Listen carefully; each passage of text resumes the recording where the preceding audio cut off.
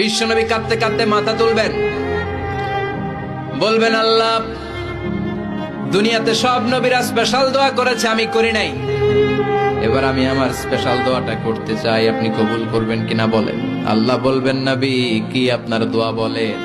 বিশ্বনবী বলবেন, আমার একটা উম্মত যার অন্তরের মধ্যে যাররা পরিমাণ ঈমান আছে, একবার আপনারে আল্লাহ বলে ডেকেছে, একবার আমি বিশ্বনবীর উপর দুরূদ পড়েছে, একবার শাহাদাতের বাণী আমার যে গুনাহগার উম্মত দুনিয়ার বুকে থেকে ঘোষণা দিয়েছে, ওই একটা উম্মত যদি জান্নাতে ঢুকতে না পারে, আপনি আমারে জান্নাতে ঢুকাতে পারবেন না।